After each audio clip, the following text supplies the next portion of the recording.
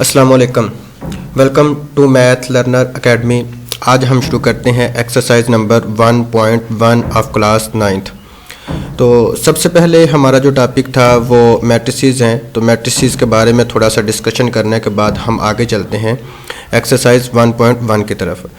तो बेसिकली जो मैट्रिसेस हैं वो रियल नंबर्स का कॉम्बिनेशन है। जैसे कि मैंने लिखा हुआ है यहाँ हमारे पास 2, 4, 7, 2, 5, 4 कोई भी जो है ना हमने रियल नंबर यहाँ से लिए और लेने के बाद अगर हम इनको एक ब्रैकेट के अंदर क्लोज कर देते हैं स्क्वायर ब्रैकेट के अंदर, तो ये हमारा जो है वो एक मैट्रिसेस बन जाएगा। जैसे कि ये हमने 2, 4, 7, 2, 5, 4, 1, 9, 2 इसको हमने एक स्क्वायर ब्रैकेट के अंदर क्लोज कर दिया, तो ये हमारा एक मैट्रिसेस बन गया। इसमें अब दो चीज़ें हैं। एक तो हमारे पास जो है ना वो सबसे पहले रोज़ और कॉलम। रोज़ क्या होती है हमारे पास 2, 2 और 1। जो वर्टिकल जो है वो एंट्रीज होती हैं उनको हम रोज़ कहते हैं, और जो हॉरिजॉन्टल है 2, 4, 7, 2, 5, 4, 1, 9 एंड 2 ये वाली हमारी जो है वो कॉलम होंगे। अब हमसे सबसे पहले जो हमारा सवाल था find the order of the following matrices. हमें मैट्रिसेस दिए गए हैं और इसका हमने आर्डर फाइंड करना है। तो आर्डर फाइंड करने का जो हमारा फार्मूला है, सबसे पहले हम रोज़ देखते हैं वो रोज़ कितनी है। तो अब इसमें रोज़ कितनी है जी, हमारे पास 2, 4, 7 एक रोज़ है, 2, 5, 4 एक रोज़ है और 1, 9, 2 एक रोज़ है। अब हमारे पास टोटल रोज़ जो है वो बनती हैं 3 और कॉलम भी बनते हैं 3। तो इस मैट्रिसेस का हमारे पास जो है वो आर्डर आ जाएगा 3/2। ये हमारा जो है वो 3/3 का मैट्रिसेस जो है वो हमारे पास ये वाले मैट्रिसेस आ जाएगा। अब एक्सरसाइज नंबर हम 1.1 की बात करते हैं। तो उसमें हमें कुछ मैट्रिसेस दिए गए हैं। जैसा कि हमें सबसे पहले 1 मैट्रिसेस दिया गया है, इसमें हमने जो है वो इसका आर्डर फाइंड करना है। तो इसका जो है वो आर्डर ऑफ मैट्रिक्स ए जो है वो सबसे पहले हम इसमें रोज़ देखेंगे। तो रोज़ कितनी है, एक हमारी रोज़ ये है और एक हमारी रोज़ ये है। इसमें 2 रोज़ हैं, तो इसमें आपके पास जो है वो आर्डर इसका बनेगा 2/2 का। उसके बाद बी की बात करते हैं। तो बी में जो है वो b = 2, 0, 3, 6 है। तो इसमें 2 ही रोज़ हैं और 2 ही कॉलम हैं। तो इसमें जो है वो आपके पास जो मैट्रिसेस का आर्डर बनेगा वो 2/2 का बन जाएगा, क्योंकि इसमें रोज़ भी 2 हैं और इसमें कॉलम भी 2 हैं। अगर हम इसमें सी की बात करें, अब सी जो है वो देखें, c = 2 और 4 है। अगर हम इसमें रोज़ देखें तो रोज़ जो है वो आपके पास बनती हैं इसकी 2 और 4 एक ही इसकी रोज़ हैं। अगर हम इसकी कॉलम की बात करें तो कॉलम में जो है वो आपके पास एक कॉलम आता है 2 और दूसरा कॉलम आता है जी 4। इसमें कॉलम जो है वो 2 है। तो अगर इसमें हमने आर्डर जो है वो लिखना हो तो आर्डर लिखते हुए हम सबसे पहले इसकी रोज़ देखेंगे। रोज़ इसकी 1 है और इसके बाद हमने by लिखना है और उसके बाद हमने इसके कॉलम जो है वो बनाने हैं। तो कॉलम इसके कितने हैं जी, हमारे 2 हैं। तो इस वक्त हमारा जो है वो आर्डर इसका बन जाएगा 1/2। अगर हम डी की बात करें तो डी में देखें जी आपके पास रोज़ कितनी है। आपके पास रोज़ जो है वो आपके पास बनती हैं 4, 0 और 6। ये आपके पास बन जाए 3 रोज़। और कॉलम इसमें जो है वो आपके पास कितने बनते हैं, कॉलम इसमें 4, 0, 6 एक ही कॉलम है। तो इसका हम आर्डर जब लिखेंगे तो पहले हम रोज़ लिखते हैं। रोज़ इसकी कितनी है 3, फिर हम इसके जो है वो कॉलम लिखते हैं। कॉलम इसमें कितने आ जाते हैं 1। तो इस तरह जो है हम इस डी वाले कॉलम का जो है वो मैट्रिसेस का आर्डर लिखेंगे। उर्दू में इसको मर्तबा भी कहा जाता है। उसके बाद ई की बात करें तो ई में हमारे पास जो है वो एंट्रीज हैं A, B, C, D, E और F। इसमें जो है वो रोज़ कितनी है आपके पास, रोज़ आपके पास बनती हैं A और D 1, B, E 1 है और C, F जो है वो इसमें रोज़ 3 बन जाती हैं। कॉलम की बात करें तो कॉलम में जो है वो इसके पास कितनी है जी, 2 इसके जो है वो कॉलम बनते हैं। और इसके आर्डर जो है वो पहले हम लिखेंगे रोज़, उसके बाद हम लिखेंगे इसके कॉलम। तो इसका आर्डर जो है वो आ जाएगा 3/2। अगर हम मैट्रिसेस F की बात करें, इसमें रोज़ और कॉलम, रोज़ भी इसमें एक ही है और कॉलम जो है वो भी इसमें एक ही कॉलम है इसमें। तो यहाँ इसका आर्डर आ जाएगा 1/1, क्योंकि रोज़ भी एक है और इसमें कॉलम भी एक है। अब मैट्रिसेस आपके पास जी आ जाता है, तो जी में जो है वो आपको रोज और कॉलम देखनी है। सबसे पहले हम रोज देखते हैं। रोज इसमें कितनी है? रोज इसमें पहली रो है 2 3 0, दूसरी रो इसमें आ जाती है 1 2 एंड 3, तीसरी रो इसमें आ जाती है 4 0 एंड 5। तो इसमें रोज जो है वो कितनी है? 3, और इसमें कॉलम जो है वो कितने हैं आपके पास? वो भी 3। तो इसका जब हमने आर्डर लिखना है तो आर्डर इसका पहले रोज लिखेंगे, फिर हम इसके जो है वो कॉलम लिखेंगे, तो इसका आर्डर आ जाएगा 3/3 का। अब सबसे बाद लास्ट में जो हमें एक्सरसाइज नंबर 1.1 में दिया गया है वो है एच, पहले सवाल की लास्ट में यूज है। तो इसमें रोज जो है वो कितनी है?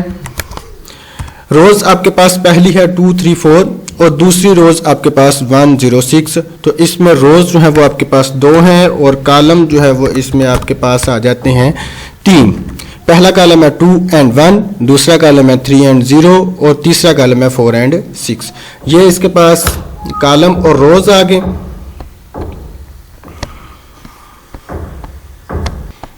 तो इसका आपके पास ऑर्डर बन जाएगा।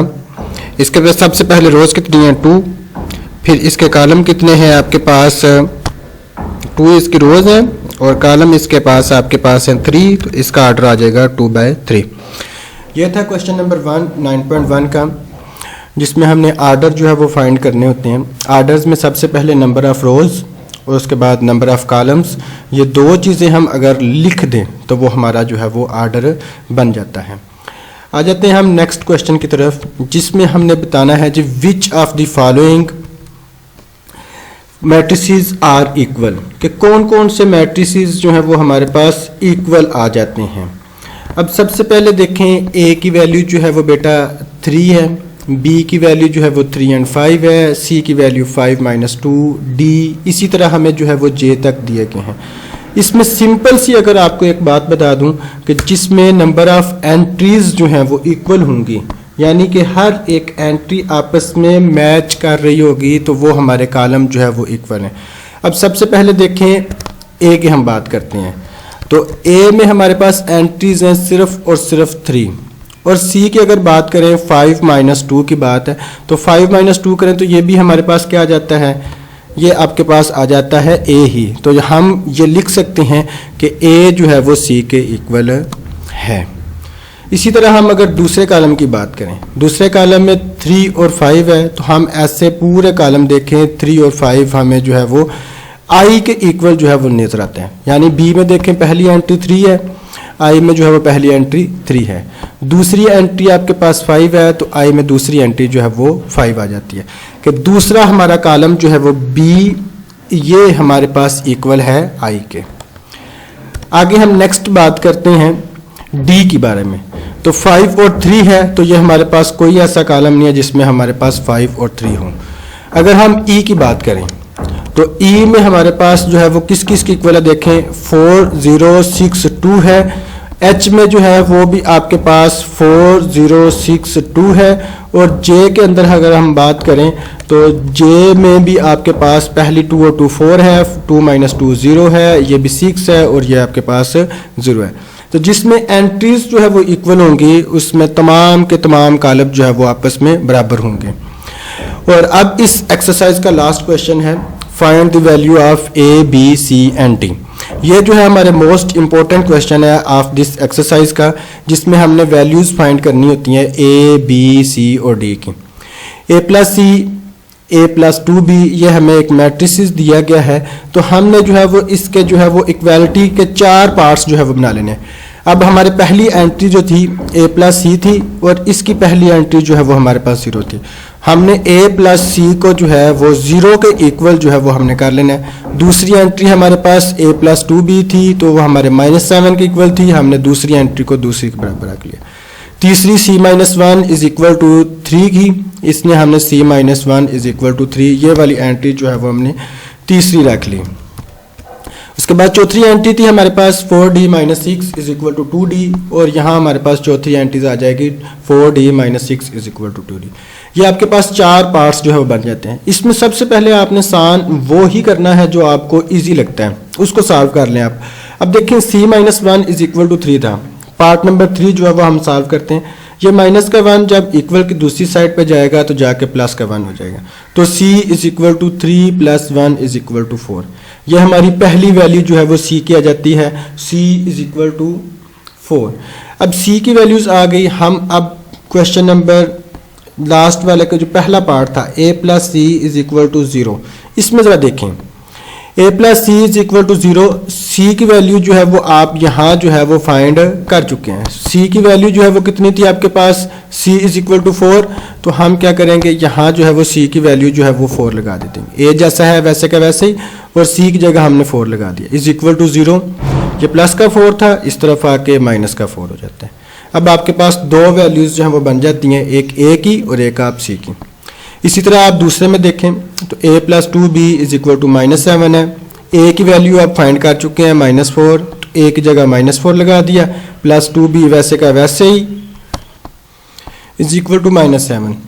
फिर 2b जैसा है वैसे का वैसे ही, यहाँ से -4 जो है, ये वाला -4 जो है हमारा यहाँ माइनस का था। जब ये इक्वल की दूसरी साइड पे जाएगा तो जाके आपके पास प्लस का 4 जो है वो बन जाएगा। -7 प्लस 4 किया तो आपके पास -3 आ जाता है, 2 मल्टीप्लाई हो रहा है और यहाँ आके आपके पास डिवाइड हो जाएगा। अब आपके पास तीन वैल्यूज़ जो हैं वो फाइंड हो गई हैं। सबसे पहली वैल्यूज़ आपके पास a की जो कि आपके पास -4 है, फिर आपके पास b की जो कि -3 डिवाइडेड बाई 2, और फिर c की, c इज इक्वल टू 4। अब d की वैल्यू फाइंड करने के लिए आप क्या करेंगे, 4d - 6 is equal to 2d। Fourth वाली वैल्यूज़ को आपने फोर्थ वाली वैल्यूज़ के इक्वल किया था, तो हम d वाली दोनों रकमें एक साइड पे कर लेंगे, बाकी जो रकम बची है वो दूसरी साइड पे। 4d जैसा है वैसे का वैसे ही, ये प्लस का 2d था, ये आपके पास प्लस का 2d है। तो जब यहाँ से प्लस 2d को इक्वल की इस साइड पे लेके आएंगे तो वो आपके पास माइनस का 2d हो जाएगा। फिर ये माइनस का 6 था, जब ये इक्वल की दूसरी साइड पे आएगा तो वो आपके पास प्लस का 6 हो जाएगा। 4d में से 2d आपने माइनस किए तो वो आपके पास 2d, 6 जैसा था 6 वैसे का वैसे ही, 2 इधर मल्टीप्लाई हो रहा है, इस साइड पे आके डिवाइड होगा, d जैसा है वैसे का वैसे ही, d इधर इज इक्वल टू 6 और 2 को डिवाइड किया तो वो आपके पास 3 वैल्यूज़ आ जाती हैं। अब आपकी जो टोटल वैल्यूज़ थी a, b और c की, वो हमने एक मैट्रिसेस की शक्ल में लिख दी, a, b, c और d थी, इज इक्वल टू a की वैल्यू -4 थी, -4 लिख लिया, b की वैल्यू -3/2, 3/2 लिख लिया, c की वैल्यू 4 थी, c की वैल्यू 4 लिख ली, और d की वैल्यू आपके पास 3 आती थी तो d की वैल्यू आपके पास 3 लिख दी गई। तो ये थी आपकी exercise number 1.1 of class 9th। तो इंशाल्लाह नेक्स्ट आपको जल्द ही जो है वो 1.2 जो है वो अपलोड कर दी जाएगी। इसको समझ के कीजिएगा ताकि इंशाल्लाह आपके रिजल्ट्स जो है वो पॉजिटिव रहें।